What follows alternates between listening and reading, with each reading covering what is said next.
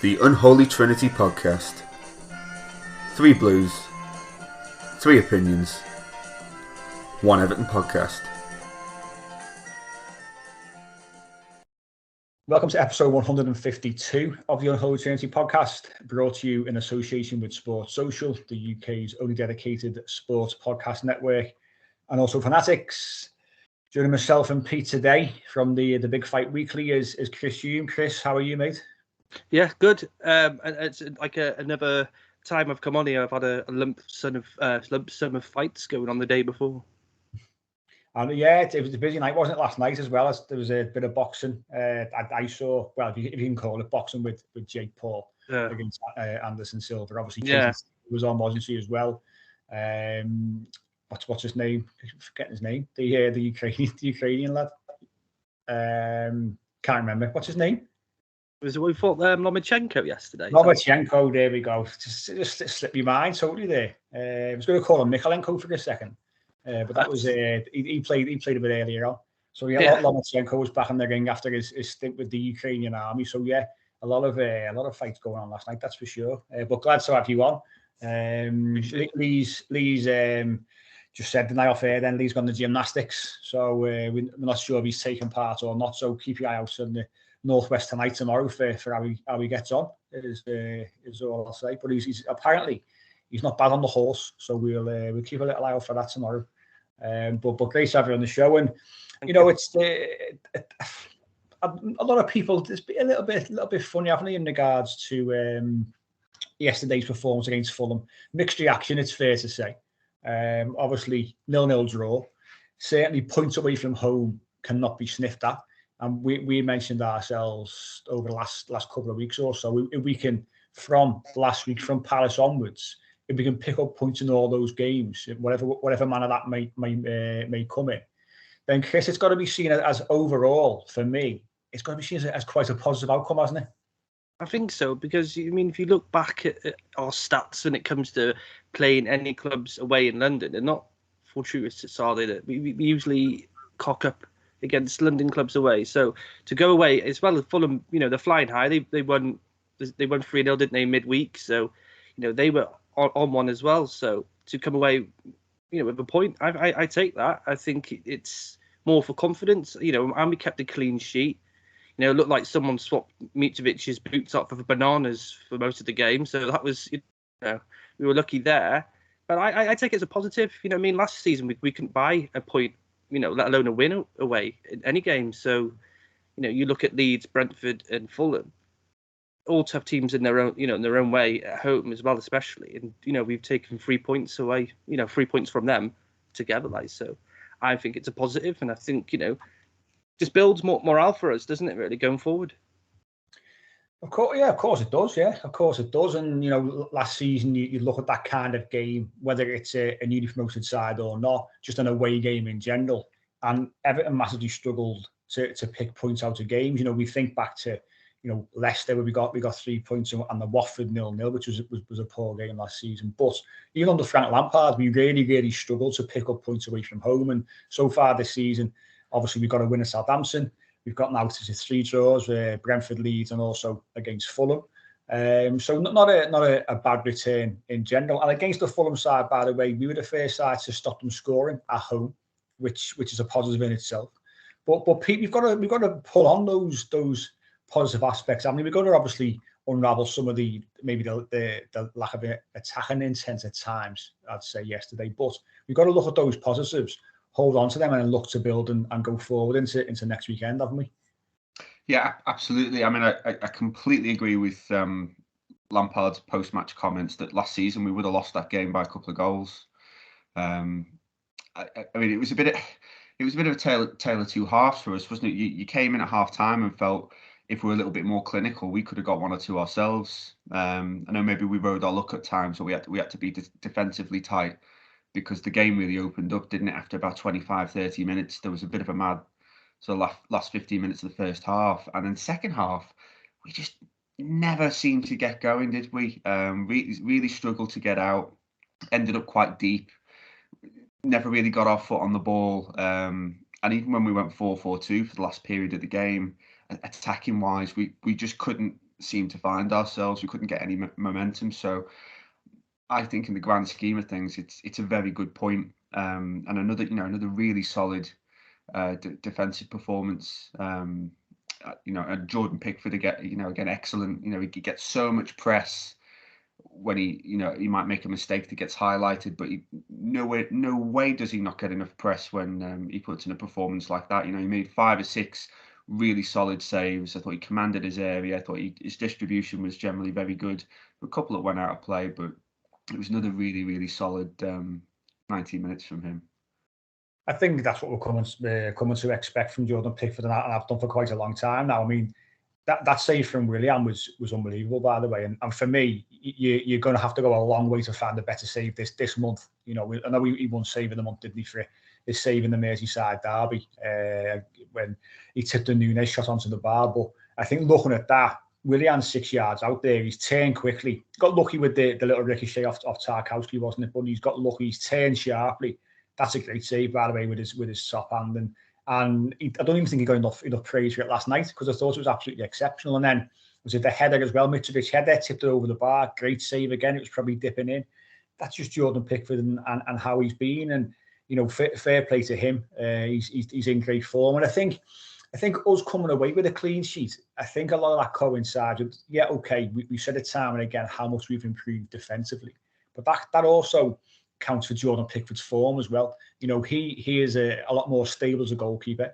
I'd say he's a lot more commanding. I think the back four trust him, which is really important. And I think it all coincides. So even when teams are getting over 20 shots a game off against us, when you've got a goalkeeper who's in form, who's maybe saving things that you could maybe argue he's got no right to save, then it puts you in a good position to go on and pick up points in the game. But that first half, Chris, Pete said it there. We had a bit of an attacking intent. It was end to end at times. I thought Everton started, particularly well. We had that Demarai Gray shot that the goalkeeper tipped over. Dominic Calvert-Lewin is going to be disappointed not to have put that Demarai Gray cross in. It was a great ball. And maybe if he's, a little bit much sharper, he puts it away. But the first half, Fulham had chances, which obviously we've alluded to already. But Everton really should have put on those chances away, shouldn't they? Yeah, definitely. I think we always start off really well, a lot faster, don't we? More so this season with Lampard, and we got to, when we're playing away, and and as we discussed, our away form has always been a bit sketchy, hasn't it? Especially in London.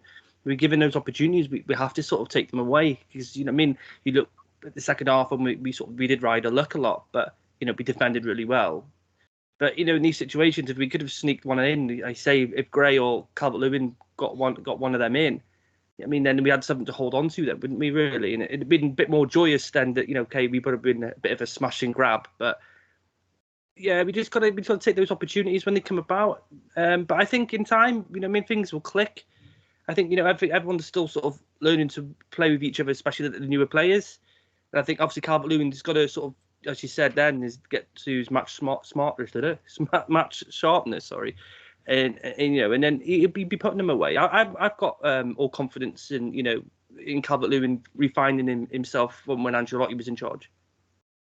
I think we know that there's a player there, and it was great to see him get his goal last week against Crystal Palace, and another 90 minutes under his belt again against Fulham will do him the absolute world of good. That's his first 90 minutes he's completed, I think, off the top of my head. I thought he was taken off against Palace, wasn't he? So he got 90 minutes under his belt for the first time in a long, long time. So it's great for him to actually complete a full game. But what I will say, Pete, one thing that people I don't think really notice with Dominic Calvert-Lewin is how good his runs are. And if you look at him, I know he's offside quite often at times, but I think, the Iwobi ball second half where Dom gets the shot off, Leno saves it and he sticks the rebound in. I think his runs are very, very clever. And I think sometimes our midfielders and those who are feeding the ball to him, I've got to get on the same wavelength as him, because he makes, for me, particularly good, sharp and clever runs, doesn't he? Yeah, I completely agree. I completely agree. I know exactly what you're talking about, because going back to the Palace game, there were several times in that match where players hesitated giving him the ball quickly. for whatever reason. I think there's quite a clear example second half in the Palace game where Dom ended up having words with Mykolenko because he just wanted to feed him through quicker. Yeah. So you're absolutely spot on. His runs are sharp and his runs are clever, but he needs that ball being fed through quickly, and that plays to his strengths because he's so strong and he's so quick. And you want your striker to play on instinct. And one or two touches, or taking 4 or 5 seconds to think about it before you release the ball is the difference between getting closed down by the centre half or being offside. And I think we saw maybe 2 or 3 of those yesterday. But as well, maybe also there's a little bit of a sharpness factor as well. He's still getting back to full fitness, full sharpness. I'm sure over time his runs will get better as well, and more goals will come.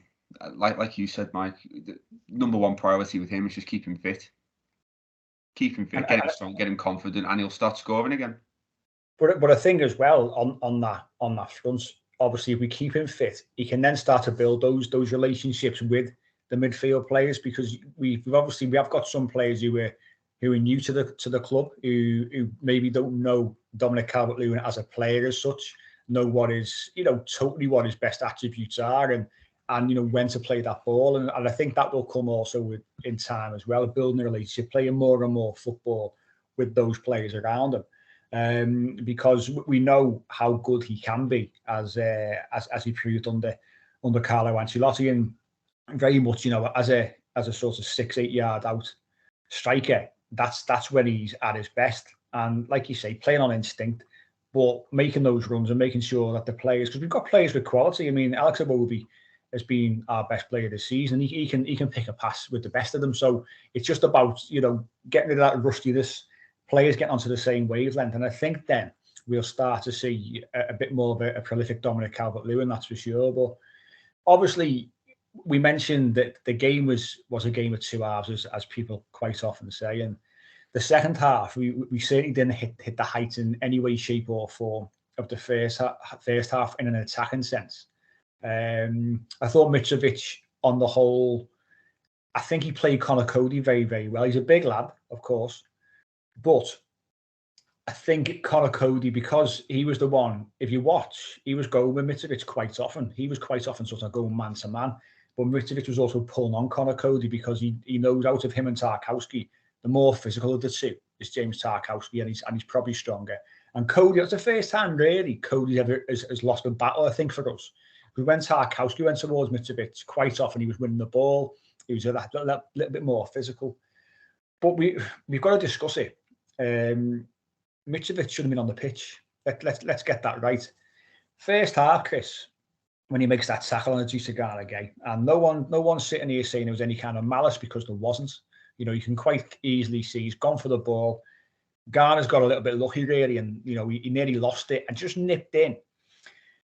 But we've got to look at the consistency of refereeing once again in the Premier League, and that has, well, it's probably the most nailed on red cards you're likely to see after the Virgil van Dijk potential red card on Amadou Onana, isn't it?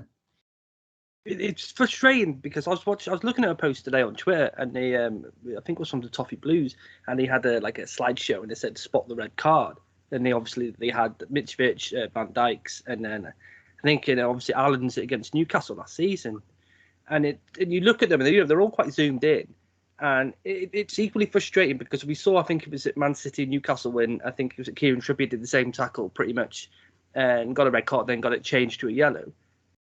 But as we're going back to this one, it's frustrating because there's no consistency, and these are tackles. Yeah, there was not much power in it, and it's not done deliberately. But they can, that could have put Garner out for, say, 3-4 months. There are potentially really bad tackles, but the referee and the VAR as well quickly just dismiss it. It's frustrating, as you said. Van Dijk did the same against Onana, and it's. If you're Liverpool, Man United, Chelsea, Arsenal, City, and that happens to one of their players, and it's one of our players doing so, full well that's coming back as a red card. You just have that, that feeling immediately inside your head, and it's just frustrating that we seem to get all these dog decisions by referees when it comes to that. Was it Gibbs who was the last person to be sent off against us? West Brom, wasn't it, when we beat them 6-2, didn't we? And is it? Yeah, I think as well. I think if you want to put that into games, is it 102 games that I read this morning? Since 101 games, so it hasn't been an opposition player sent off against Everton in the last 101 games, which is an incredible stat. When you look at, I think it was friend of the show, Jim Kyogan, put that picture up with those five different incidents, and he said spot the red card or which one wasn't a red card, whatever it might be. And obviously the Alam one was in Newcastle was given obviously as a red card. And you look at the rest of them. I mean, we spoke about it on the show numerous times. The tackle on Anthony Gordon from John Joe Shelby, the tackle on Anthony Gordon from Andre Ayew, the tackle from Virgil van Dijk on Onana, and the one obviously yesterday on Adousa Gana Gay. And those four were all 100% red cards any day of the week. And yet again, we don't get it. And what drives me nuts, Pete, is this line that they peddle out, because this was the official line, the same line that was used when Virgil van Dijk got away with the one against Onana. And there wasn't enough intensity in the tackle. So just because his leg wasn't broken effectively, there wasn't enough intensity in the tackle to warrant a red card. Now, that for me, how on earth you can say that and make that assumption when you see the tackle, that is incredible, isn't it? Well, yeah, I mean, there was enough intensity to put him down. How much, like you said, how much more do you want? Yeah. I mean, I said right at the time, he's over the top of the ball. So if you're over the top of the ball, you're out of control. So discussion over. It's as simple as that. If you're over the top of the ball, he's gone over his ankle. He's not got the top of his foot. He's gone over his ankle. Now on the leg. that's off the foot. It's out of control. It's dangerous. Like you said, intent and intensity shouldn't come into the picture because it's out of control. It's a dangerous challenge. It would be an unfortunate red card. You might even feel a little bit for him, but it was a decision that went against us. And just on the note you were saying about the battle sort between Mitrovic and Cody, I thought it was really interesting actually, because watching the game, he had that many chances. I thought this is going to come back to haunt us. Mm-hmm. This is going to be a typical Everton. He shouldn't be on the pitch, and he's going to score the winner. But I actually disagree with you slightly. I thought he was really, really clever. He's just such a handful to play against, because if you're watching what he did, he went tight to Cody and then he pulled off. His movement was phenomenal. The amount of chances he made for himself just by peeling off the defender and playing between Cody and Tarkowski, they didn't know who to pick up. I think the thing with Mitrovic is, I think he's got a bit of a not a bad reputation, but they always say he, as a Premier League striker, he struggles, but he's great in the Championship. So we found it hard, I think, last time to replicate that kind of form. You look at him so far this season, he scored countless goals. That's the first time I've really watched him, obviously, yesterday against us. And he was a massive handful. He looks like an absolute unit, by the way. He looks so difficult to defend against. And it's not really having to go with Conor Cody, because Conor Cody's not as big as him and he's not as strong as him. And sometimes you come up against attackers who do get the better of you. That's just football, But I think that, people look at the past with Mitrovic and give him a bit of a bad reputation and don't show him any kind of respect. And really, he's going to be disappointed he hasn't scored. I think he had 10 shots yesterday and didn't score a goal, which is an unbelievable record. But I think that, on another day, maybe one or two of those would have gone in if it wasn't for the likes of Jordan Pickford. As I say, I think that there were some really good blocks in there. Mykolenko, I thought, was exceptional yesterday defensively. We all know he's strong defensively, but I think when we have a game where we do spend quite a bit of time defending, you see the best of him. But then you also saw him that little move down the left hand side when he got his shorts pulled back, when he beat the was it Cordoba really went past him. That's in his locker, but he plays a little bit of confidence. We do see him get forward a little bit more. Because against Palace, I thought he was showing a bit more of an attacking intent then. But I thought he was exceptional. His blocking, his tackling was very, very good. But I think the important thing for me to take from the game is that we can't expect to rock up to these grounds, whether it's Fulham, Southampton, Brentford, Leeds, whatever it might be, and expect to win the game and to steamroll aside. And that is just where we are, in my opinion. Everton are an average football side. You know, we're hopefully going to be in and around mid-table, which we've said before will be, I think, a real positive improvement and reflection of where this side and who this side actually are. So Everton can't go to these kind of grounds and expect to batter sides. We're not that kind of team at this moment in time. What we need to build to, which the manager got absolutely spot on. He said last week, he said we got all the plaudits against Palace, rightly so. You know, we played really well. He said, but I don't get carried away. We won a game of football. There's a lot of work to do. You go on to the next game, and the manager says, I don't get carried away with one win. You know, we had got the plaudits last week. We were nowhere near that level against Fulham. We come away with a point. Overall, you know, you're happy with the point. And that's that. And we've got we've said it a few times about sort of tempering our expectations as fans. You've got to remember where we were last season. We were on the brink of relegation and survived with one game to go, effectively. You know, we've shipped a lot of players out. We've brought quite a few players in. It's a massive transition, you know, compared to the back end of last season compared to now. So we've got to remember, Chris, haven't we, that, you know, we are at a particular level. It is going to take time to build. And more importantly, it's going to take time for Everton to become a consistent Premier League side where we can string together 2 or 3 really good performances. Yeah, I think everyone wants to go back to, you know, the positive Moyes days where we were finishing 5th and 6th every other season. You know, we weren't out the top half where we for a long time under David Moyes, but he built and was given time to build a squad. And I think, you know, if Lampard is the same mould, and I like what Lampard says, and, you know, he understands what we think and we feel, then I think, you know, we will get there eventually. And I think, you know, he's doing it slowly but surely. You know, we all saw ourselves, and we have done for the last couple of years, you know, what we needed and what needed to change. And he's done that by bringing in Tarkowski, Connor Cody, bringing back Idrissa Gueye, bringing in fresh face like Onana, who's going to learn from Idrissa Gueye, you know, and then James Garner as well, who's, you know, behind them. And then you've got, you know, Nathan Patterson. So, you know, I mean, you can see the similarities between what Moyes did back then to what Frank Lampard's doing now. And I think you're right, where I think we should sort of not go hammer and Tom when we go away thinking, oh, we're going to smash these, smash them. We haven't been like that for a very long time. I think Burnley was the last team we've been away and we've actually literally smashed, you know. And you're right, we've got to temper our expectations a bit. And I think, you know, if people aren't happy with not going to Fulham and beating Fulham, then, you know, they need to give themselves a bit of a reality check, because I myself, my own opinion now is I see that as a fantastic point. We're not going to go away, as you said, and play teams away and come away fantastic result. And it's not going to happen all the time. We might get the odd one here and there currently. But, you know, going forward, if Lampard's allowed to have the time, as you say, ship the players he doesn't want out, we know a lot of players that he's got rid of, we're quite happy with to see the back end of. I think we'll be fine. And I think in a couple of years, in a couple more windows, you know, we'll be in the right place. He's the back and the midfield at the moment, where the ones that need, you know, the positions that we need to sort, he's gone out and sourced that, and we look really good between defence and midfield. You know, it's just further up the pitch now. We just need to evolve.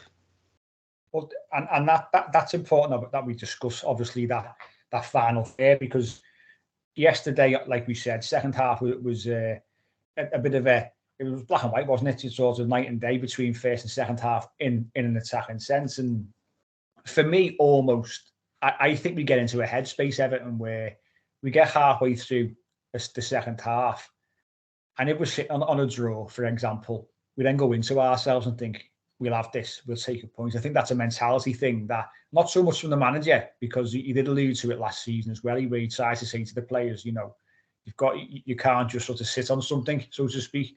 But I think the players there's still the core players who were there last season have still got that what we hold mentality, I think. So we get so far into the second half, and it's like, right, we'll sit there. And we said to repeat where we got that throw in, because it's stoppage time in the corner, right by the Fulham box.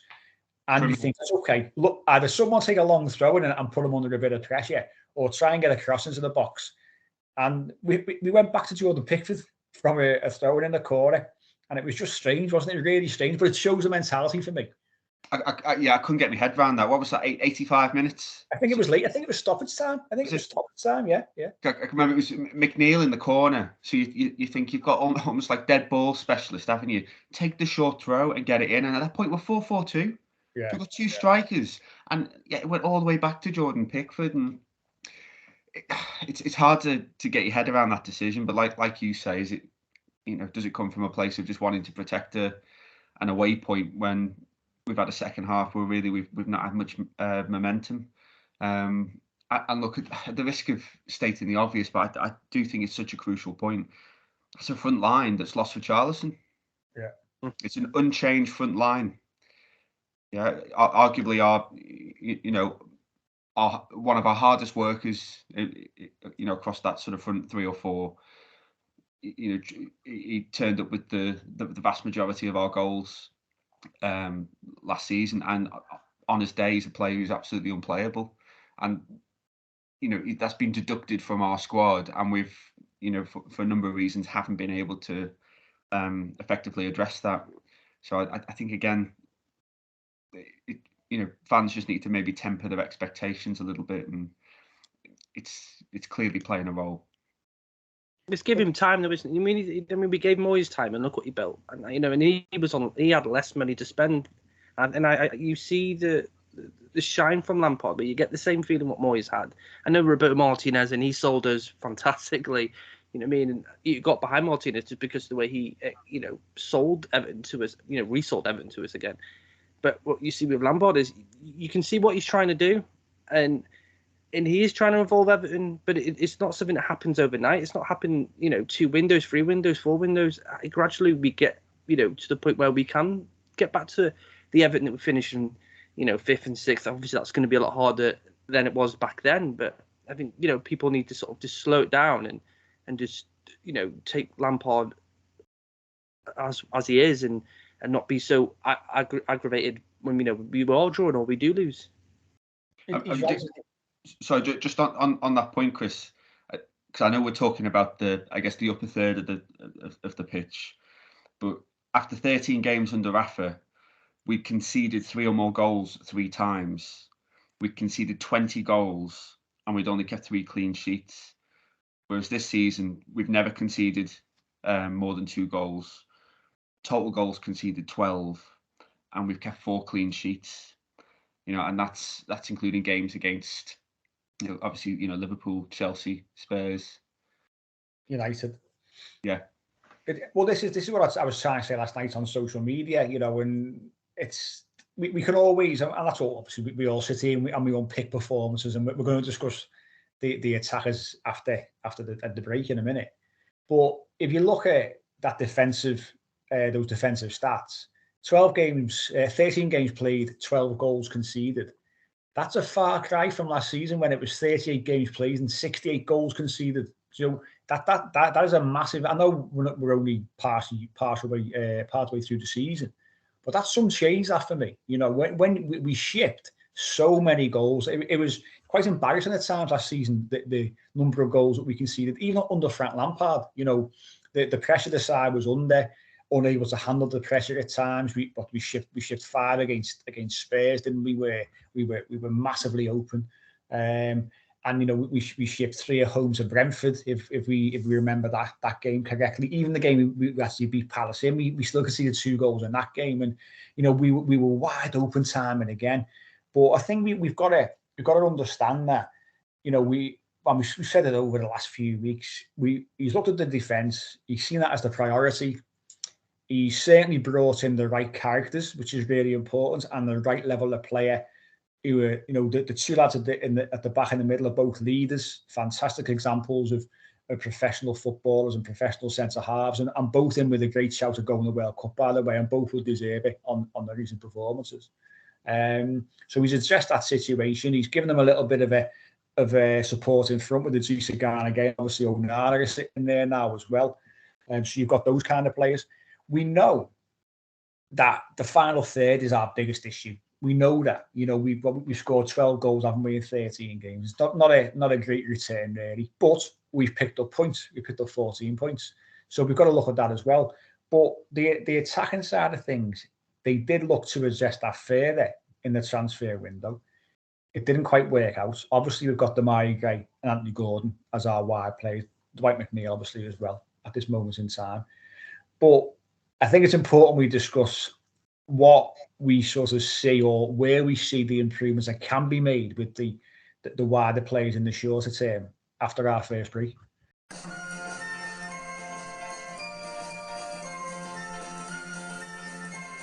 The Unholy Trinity Podcast.